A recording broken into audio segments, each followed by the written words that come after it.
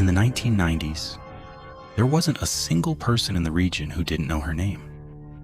Her fame was at its peak. The wealthiest families invited her to perform at their celebrations, and money flowed in endlessly. Her popularity grew with each passing day, and it seemed her success would never fade. But one day, everything changed. It was her long-awaited day off when the phone suddenly rang. On the other end was a woman with a strange, unsettling voice. She asked Noura to perform at her daughter's wedding. At first, Noura wanted to refuse. After all, it was her day off. But the temptation was too great. The woman promised to pay double her usual fee. Dreaming of such a large payment, Noura agreed.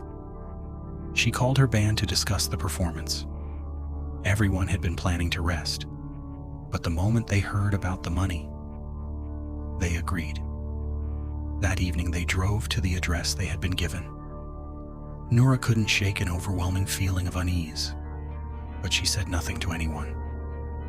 The house stood on the deserted outskirts of town, and getting there was difficult. When they finally arrived, they saw an enormous mansion filled with lights and loud music.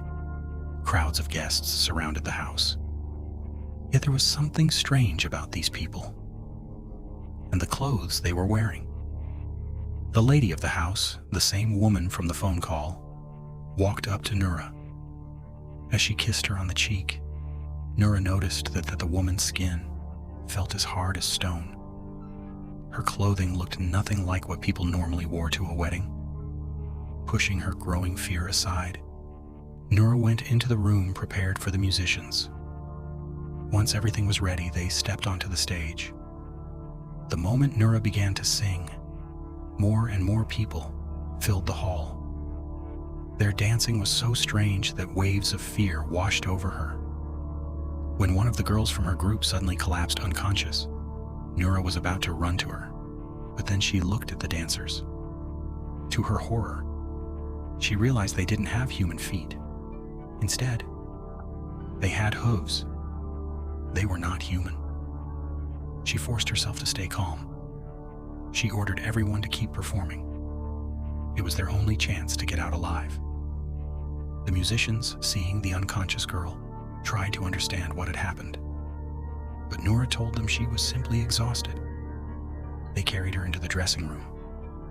When she regained consciousness, she screamed, "Did you see their feet?" Noura answered that she had seen the same thing, and that they were trapped among unclean spirits. There were still 2 hours left until the morning at hand. Gathering all her courage, Noura returned to the stage and began singing again, one song after another, fighting back her fear.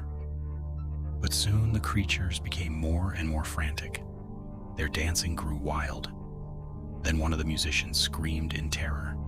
At that very moment, every Jinn turned toward the stage, staring directly at the humans. In desperation, Noura began to pray. She promised that she would never sing again. At that very moment, the morning Adhan began. As soon as the very first call to prayer reached their ears, every guest disappeared. Everything around them fell silent. Without wasting a second, the band rushed toward the exit. As they ran, they encountered a passerby. He stopped them and asked, "What are you doing inside that abandoned house?" Only then did they realize.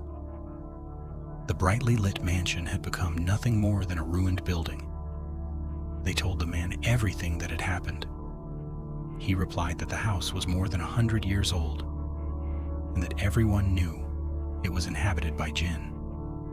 From that day on, Noura devoted her life to her faith. She left her singing career behind and never performed music again.